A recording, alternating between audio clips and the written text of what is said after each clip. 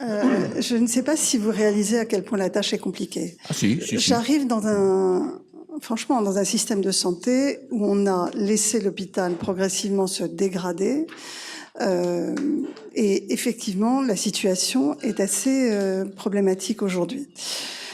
C'est lié au fait qu'on a voulu faire penser aux professionnels de santé qui travaillent dans les hôpitaux aujourd'hui qu'ils doivent être rentables, ce qui n'est pas faux, mais ce qui n'est pas suffisant. C'est-à-dire que la mission de l'hôpital aujourd'hui n'est pas simplement la rentabilité, c'est de rendre un service à la population.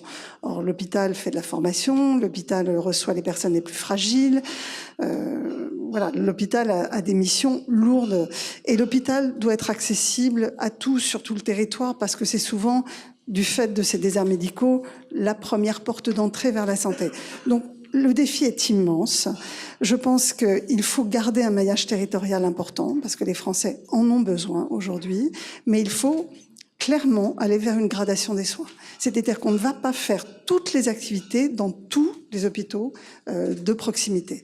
Donc, il faut qu'on s'organise pour la gradation des soins. Or, qu'est-ce qui se passe aujourd'hui avec la T2A?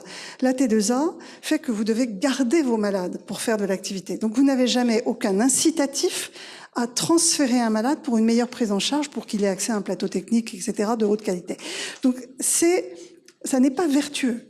Donc, la T2A doit être accompagnée d'autres types de financements qui, au contraire, favorisent des parcours gradués, qui favorisent la qualité des soins, la sécurité des soins et la pertinence. Parce que la T2A, elle ne rétribue que l'activité. Mais si votre activité ne sert à rien, vous êtes payé de la même façon que quelqu'un qui décide de ne pas faire d'activité et qui est pertinent. Oui. Je vous coupe, excusez-moi. Elle a pourtant dynamisé certains hôpitaux. Elle a dynamisé, donc elle ne va pas disparaître. Elle ne doit pas disparaître. Il faut que ceux qui travaillent beaucoup soient rémunérés sur leur activité.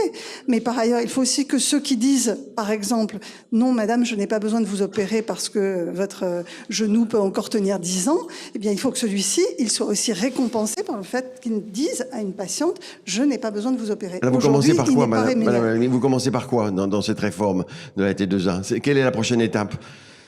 Parce que là encore aussi, le constat est partagé. Monsieur le Duc, vous le verrez. Aujourd'hui, le constat, ce qui est très important, je vais vous dire, ce qui est très important, d'abord, c'est que le constat soit partagé. Et aujourd'hui, plus personne ne nie que la T2A ne peut plus être l'unique mode de tarification des hôpitaux. C'est clair. Plus personne. Clair. Performance et efficience. Pardon. Performance, je n'aime pas trop ce mot-là parce que tout de suite, ça met comme votre prédécesseuse. Non, moi, c'est la pertinence qui m'importe. La pertinence. La pertinence, ça veut dire ne pas faire un acte quand on n'a pas besoin de le faire, ou au contraire, faire un acte très coûteux s'il est utile au malade. Et donc, le caractère financier est moins présent dans le mot pertinence que dans le mot performance. Donc, je tiens aussi à dire que le mot pertinence, qui n'existait pas jusqu'à il y a encore 6 mois, il est totalement rentré dans le paysage aujourd'hui. Tout le monde en parle. Et ça, je dirais que c'est ma bataille et ma victoire.